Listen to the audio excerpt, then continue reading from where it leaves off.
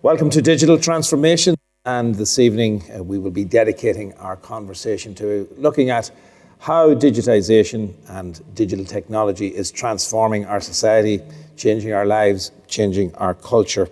In particular, we're looking at that moment where the arts and digital technology, that place where they meet, and what we might learn from that meeting. Leah is an artist working in the area of performance with her voice and with digital image in particular. She also works in NCAD on the Master of Fine Arts in an area which looks at art in the digital world in NCAD in Dublin. But Leah is also the winner of the first ever Bursary from Digital Transformations, and she has used that money to explore and examine this topic that we're going to talk about in her exhibition currently on show in the Ballina Arts Centre, that exhibition called Knowledge Flow. And earlier today, Leah and I walked around the exhibition, and let's have a look at that chat now. So Leah, we're here in the Ballina Arts Centre. It was here about 16, 17 months ago at this stage that the idea for this exhibition started to come to you. What were you looking at? What did you see? What was going on? So we're here for the Digital Transformations of their first conference, which was held in the Arts Centre in May of 2018. And I was here and I was overlooking looking at the River Moy. Beautiful Moy. It's amazing. There, yeah. And there was guys actually fishing in the river. And they're just standing there in waders fishing in the river. And there's this beautiful aspect from the Arts Centre overlooking the Moy. And that then was kind of in mind. And then there's this Arthur C. Clarke quote that I particularly love, which is getting information from the internet is like trying to get a cup of water from Niagara. And I always like that idea that it's just all washing past us, and we're trying to get that one. Trying to get the little cup. Yeah.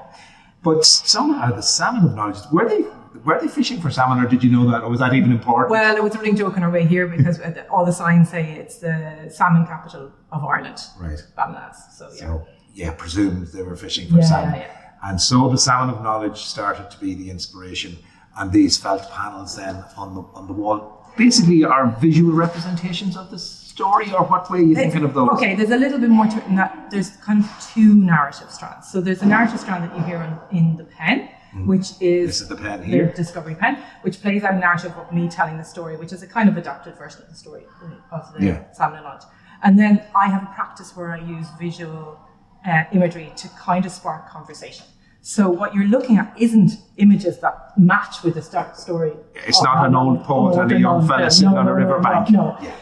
You're looking at things that look like icons from a smartphone. Right. Because I was very interested in how technology is affecting the exchange of information between generations. How are we teaching kids? How are kids teaching us? Right. Well, let's have a listen to using the Discovery pen. We'll talk about that later. Let's have a listen to how the story is started out, okay? So we're beside the scissors. I take the type of the Discovery pen, press against the scissors. And I managed to turn it off, did I? Scissors. The story starts with Finn McCool's mother deciding to send him off to study with the poet Fingus. Fionn must have been on the cusp of adulthood. He must have been what we would call a tweenie. He needed to get ready before he stepped out into the world as an adult. In many traditions, that preparation, or proving that you're ready to step up and be regarded by your tribe as an adult, is marked by a rite of passage, marking that you no longer need to be watched over. So that's really setting up this whole idea that, it is moving from one stage of childhood really into adulthood, and that some kind of skill or information or knowledge is going to be what brings you into the next phase. Yeah, and when you start that conversation about technology, kids, generational thing, the one thing that kept coming up in articles we're seeing is, when is an appropriate age for a child to have a smartphone? And it was and a lot of people say it's on the cusp of between primary and secondary school. That tweeny spot. And I have kids that are 9 and 11. So that's kind of where I'm at, and that's the conversation I'm kind of interested in. So if we were going to do, we could go through each of the felt panels that you have here. I know, for example, when we look at the chair, you're talking about the old poet Fingus and Fionn McCool sitting and watching and observing to learn that way. And then you couple that with this idea that we have become very impatient, that we're not doing deep learning, that we're not reading full books, that we're not engaging with anything in depth. And that we're not sitting and observing. Yeah, and a lot of learning that's happening. So say I'm learning something or reading something, it's kind of the process is hidden because I'm on a phone. It's not explicit to you that I'm actually engaging in acquiring knowledge or anything. And then the river obviously talks about the River Moy, but also there's this move, you've done it, probably talked about yourself, like taking your eyes away from the screen, looking into the far distance, spending time with nature. Kids now in schools are being taught mindfulness, kind of, deep breathing, take a breath, stop. And that actually, it's been proven that, our current way of working, our screen-based way of working is making us agitated. Wow. So the research is there to prove that. Now, there are different icons, as you say, along here, things that we might associate more with computer and technology, computers and technology, than we would with the Salmon of Knowledge tale. However, this aspect is one I particularly liked, a parallel between the story of the Salmon of Knowledge and and modern technology. Let's have a listen to the description or the narrative that we hear around the frying pan. Pan and lock. But only one of them could gain all the knowledge from the fish. To unlock the power of the Salmon of Knowledge, they needed to cook it. Now your man Fingus was so tired from the effort of catching the fish that he needed to rest, so he left it to Fionn to cook the fish. By now, Fionn knew how to light a fire and cook fish, because they had been hunting and fishing and cooking and eating together for years. He was warned not to eat any of it though, because the first person to taste the fish gained its wisdom.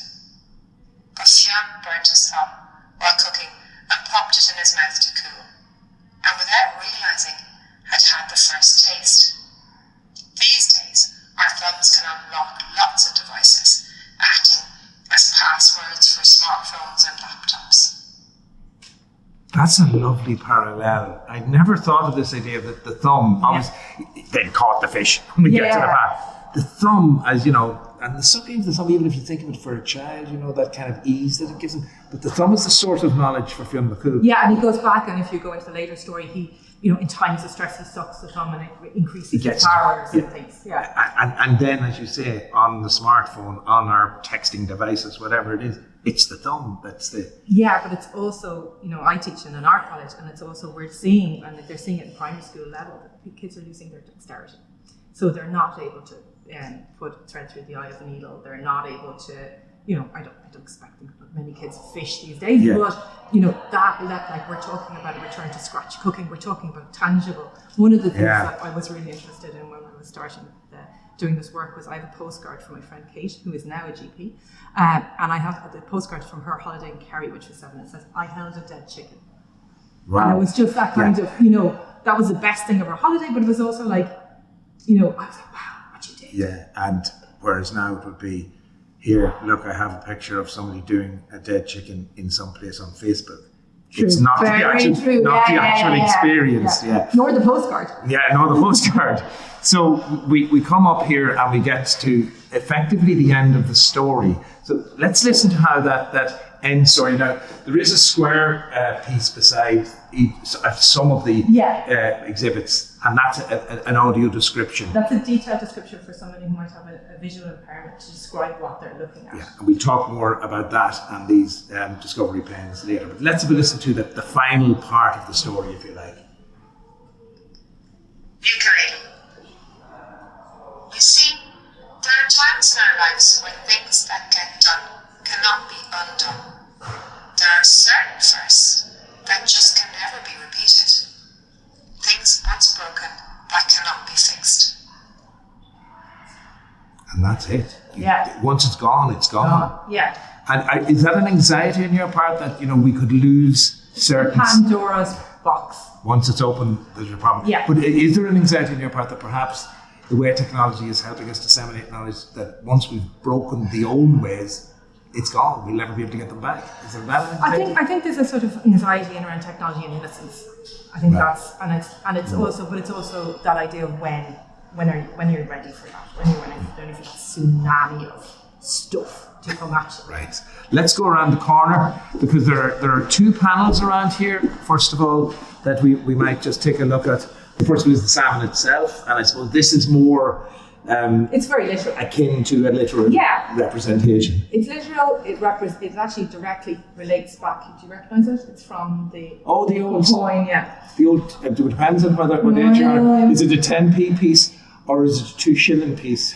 Was it a 2 shilling piece? I went 10p. I went 10p. And the fabric that I used is that highly reflective fabric you use for cyclists. So when you actually take a photograph of that with flash on your phone, it bleeds out the background and you just get the fish in high view. Oh, right. Because we're overlooking with the cars going past on the other side of the river. The hope was that they'd get a little blast. A little flash of that light. Yeah. And the other one is up the other corner. The other final panel is? It's one of the hazel trees. Supposedly the knowledge came from 9 hazel trees. And this is what we see on the windows here in the Ballina Art Centre, looking out over the River Moy.